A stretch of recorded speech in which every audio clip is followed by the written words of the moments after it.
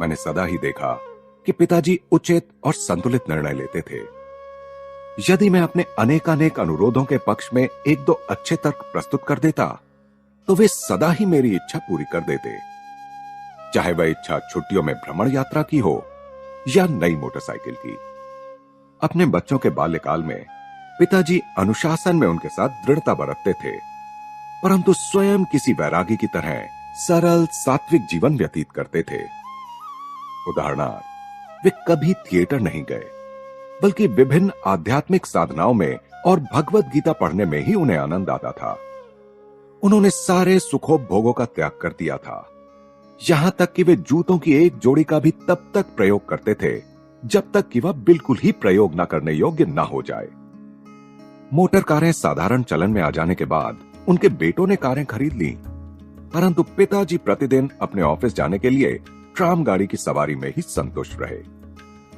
सत्ता या वर्चस्व प्राप्त करने के लिए धन संचय करने में पिताजी को कोई रुचि नहीं थी। कोलकाता अर्बन बैंक का गठन करने के बाद स्वयं अपने लाभ के लिए उसके शेयर रखने से उन्होंने इनकार कर दिया। उनकी इच्छा तो अपने अतिरिक्त समय में केवल अपने नागरिक कर्तव्य का निर्वाह करने की थी। पिताजी के पेंशन लेकर सेवानिवृत्त होने के कई वर्षों बाद बंगाल नागपुर रेलवे के बही खातों की जांच करने के लिए इंग्लैंड से एक अकाउंटेंट महोदय भारत आए। विस्मित जांच अधिकारी ने देखा कि पिताजी ने उचित समय पर अदा न किए गए किसी बोनस के लिए कभी कोई आवेदन नहीं किया था। उन्होंने कंपनी को बताया, इन्होंने अकेले 3 आदमियों के बराबर काम किया है। पिछली क्षतिपूर्ति स्वरूप इनका 1,25,000 रुपया कंपनी से निकलता है। कंपनी के कोषाध्यक्ष ने उक्त रकम का चेक पिताजी को भेज दिया, पर मेरे पिताजी ने इस घटना को इतना नगण्य माना कि वे परिवार को इसकी सूचना देना भी भूल गए। बहुत बाद में मेरे सबसे छोटे भाई विष्णु ने बैंक द्वारा दिए गए विवरण में इतनी बड़ी धनराशि जमा देखकर पिताजी से इसके बारे में पूछा था। भौतिक लाभ में इतना उल्लसित क्यों हो? पिताजी ने कहा, संभाव को जिसने अपना लक्ष्य बना लिया हो, वह ना तो किसी लाभ से उल्लसित होता है, न ही किसी हानि से दुखी। वह जानता है कि मनुष्य इस संसार में खाली हाथ आता है और खाली हाथ ही जाता है। अपने वैवाहिक जीवन में पदार्पण करने के शीघ्र बाद ही मेरे माता पिता एक महान गुरु बनारस के लाहिड़ी महाशय के शिष्य हो गए। पिताजी लाहिड़ी महाशय से अविनाश बाबू के माध्यम से मिले थे। अविनाश बाबू बंगाल नागपुर रेलवे के एक कर्मचारी थे। गोरखपुर में मेरे बचपन में अविनाश बाबू मुझे अनेक भारतीय संतों की मन को तल्लीन कर देने वाली कहानियां सुनाया करते थे। वे सदा अपने गुरु की श्रेष्ठतर महिमा के विषय में श्रद्धा पूर्वक कुछ न कुछ कहकर ही अपनी कहानी समाप्त करते थे। तुमने कभी सुना है किन असाधारण परिस्थितियों में तुम्हारे पिताजी लाहिड़ी महाशय के शिष्य बने थे? गर्मियों के मौसम में एक अलसाए दिन मैं और अविनाश बाबू मेरे घर के अहाते में बैठे थे। तब उन्होंने मेरी उत्सुकता जगाने वाला यह प्रश्न मुझसे किया। मैंने आशा भरी मुस्कुराहट के साथ ना में सिर हिलाया। तुम्हारे जन्म से कई वर्ष पहले मैंने अपने वरिष्ठ अधिकारी अर्थात तुम्हारे पिताजी से अपने गुरु का दर्शन करने बनारस जाने के लिए 1 सप्ताह की छुट्टी देने की याचना की, पर तुम्हारे पिताजी ने मेरी इच्छा का उपहास किया। उन्होंने कहा, क्या तुम धार्मिक कट्टरवादी बनना चाहते हो? यदि जीवन में आगे बढ़ना चाहते हो तो अपने काम पर ध्यान दो। झाड़ियों में से गुजरती एक पगडंडी से उस दिन उदास मन लिए मैं घर जा रहा था कि पालकी पर सवार तुम्हारे पिताजी से मेरी मुलाकात हो गई। उन्होंने पालकी और नौकरों को विदा कर दिया और मेरे साथ चलने लगे।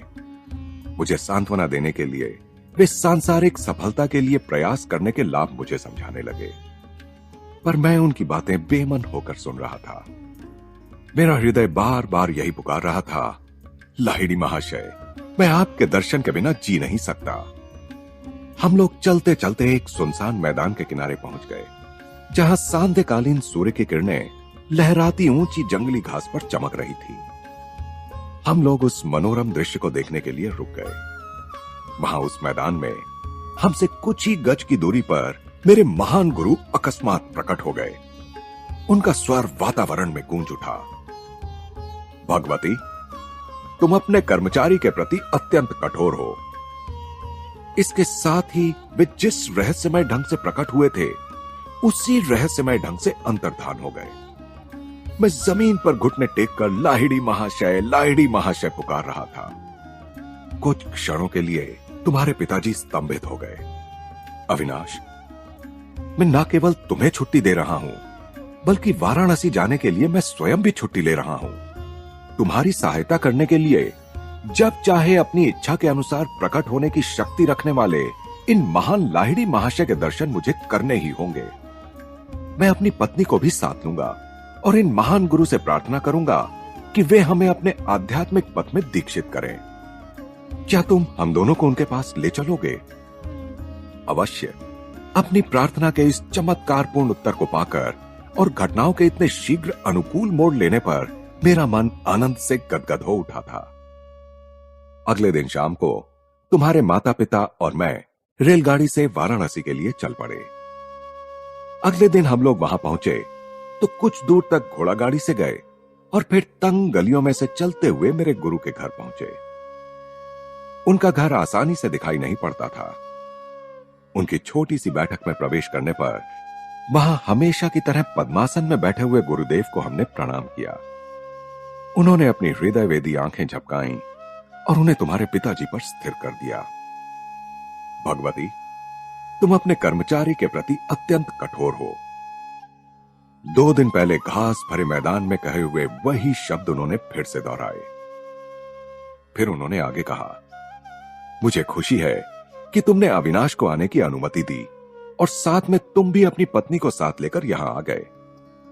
तुम्हारे माता पिता को अत्यंत आनंद हुआ कि गुरुदेव ने उन्हें क्रिया योग की दीक्षा दी।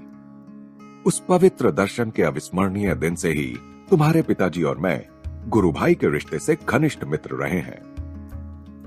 लाहिड़ी महाशय ने तुम्हारे जन्म में विशेष रुचि दिखाई थी। तुम्हारा जीवन